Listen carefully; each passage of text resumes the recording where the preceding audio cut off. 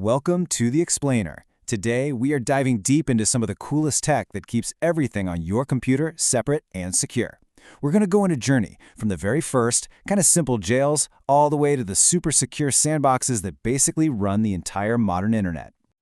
All right, here's our game plan. We're going to start with why we even need these digital walls in the first place. Then, we'll check out the granddaddy of them all, the chroot jail. After that, we'll see how developers got way smarter, building a much better box with things called namespaces. Then we'll figure out how to control the resources flowing into that box with C groups, and even see how the hardware itself gets in on the action. And finally, we'll put it all together to see how this stuff powers the tech you and I use every single day. So before we get into the nuts and bolts of the tools, let's just take a step back and talk about the why. Why did some of the smartest engineers on the planet spend decades building these digital fortresses? Well, it all boils down to one single fundamental problem. This right here, this is the question. It's the thing that's driven so much of software engineering for ages. How do you run code that you can't or shouldn't completely trust? Because let's be real, you have to.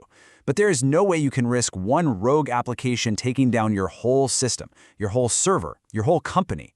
You have to treat every single thing you run as a potential threat. So the solution, at least in concept, sounds pretty simple. You build a sandbox. It's a controlled, tight little environment that puts serious limits on what a process can see and what it can do. And what's really cool is that a process can even build its own sandbox, locking itself down for extra security. This is the idea that powers modern security tools like Landlock, which are all built on these same foundational ideas. Okay, so we know the problem. Now let's look at the first real tool that engineers came up with to solve it. This is really where the story of isolation begins, with the original jail, chroot. The idea behind chroot is just brilliantly simple. It's basically like locking a process inside a single room. And from that process's point of view, that room is the entire universe. It literally can't see or touch any files or folders outside of that new root you've given it. Now, making this jail truly escape-proof involves this clever little two-step dance. See, before you lock the process into its new home, you actually move the old root file system somewhere else. This is the key. It makes sure there's no way for the process to find some backdoor and wiggle its way back out to the main system. It's a small detail, but it's what makes the whole thing work. But, and this is a big but, chroot has a huge blind spot. It only builds one wall. So yeah, the process is locked in its own room when it comes to files, but it can still peek out the window and see every other process running on the system. It can still use the network. It can still try to gobble up all the CPU power. It only isolates the file system. And in the modern world, that's just not enough. So to fix all those other problems, to isolate the network, the process list, all that stuff, developers had to think bigger. Chroot was like a hammer. It was good for one thing.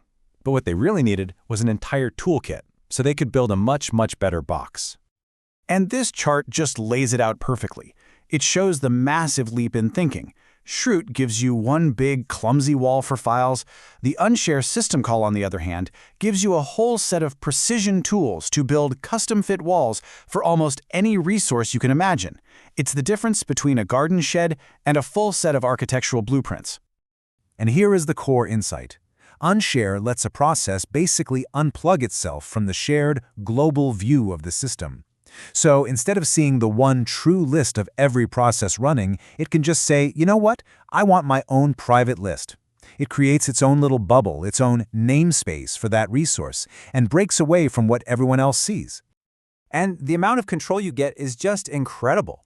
You can give a process its own private list of process IDs where it thinks it's PID1. The most important process in the world. You can give it its own set of mounted file systems, completely separate from the host. This is how you get that really powerful, lightweight isolation without needing a whole heavyweight virtual machine. Okay, so with namespaces, we can build a seriously secure box. The process inside can't see out.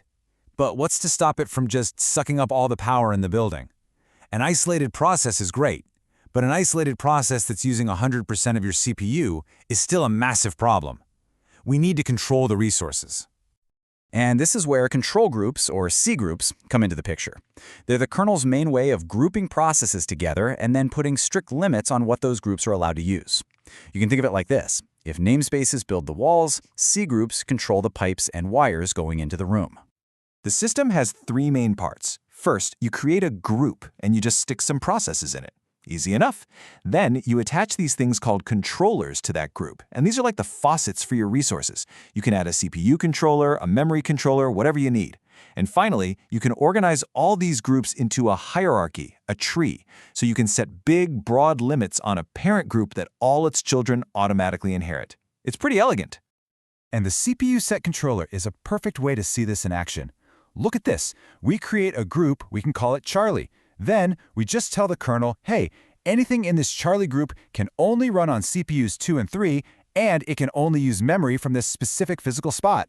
And then bam, we just move a process into the group. It's a super direct and really powerful way to control exactly where your code gets to run.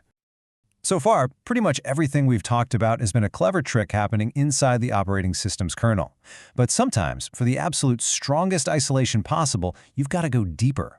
You need the hardware, the silicon itself, to give you a helping hand. Let's see how that works. A really great example of this is page table isolation. So, to defend against nasty hardware attacks like Meltdown, modern CPUs actually help the kernel keep two separate maps of memory. There's one for the kernel itself, and a much more limited one for regular applications. So, whenever the system switches to a user process, the kernel's secret memory map basically just becomes invisible. It's a fantastic defense against snooping. And this idea of isolation goes all the way to specialized hardware like your graphics card. Modern GPU drivers can actually enforce isolation right there on the GPU. They'll run jobs from different apps, one at a time, and in between each one, they run this special little cleaner program that wipes any sensitive data from the GPU's memory. This makes sure one app can't spy on what another one was drawing. And this brings us to what you might call the final boss of hardware isolation.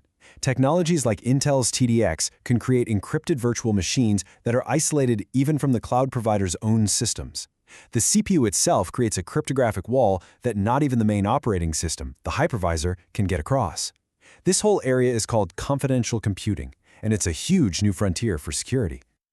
Okay, so we've seen all the individual pieces of the puzzle. The simple chroot jail, the super flexible namespaces, the resource-limiting C groups, and even the deep hardware-level stuff. So what happens when you put it all together?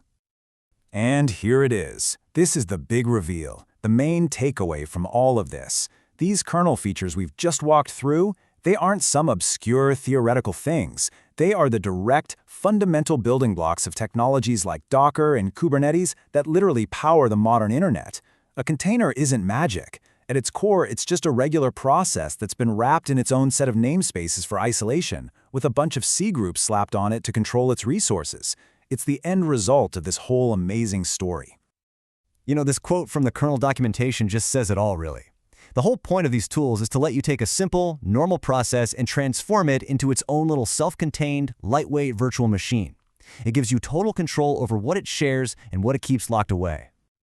And so this whole journey from a simple file system jail to a fully encrypted virtual machine, it just goes to show you that the search for perfect isolation, it never really ends. Every new technology creates brand new challenges. We went from chroot to namespaces to C groups to hardware-enforced boundaries. It really makes you stop and wonder, as our digital world gets even more connected, even more complex, what's the next wall that we're all going to need to build?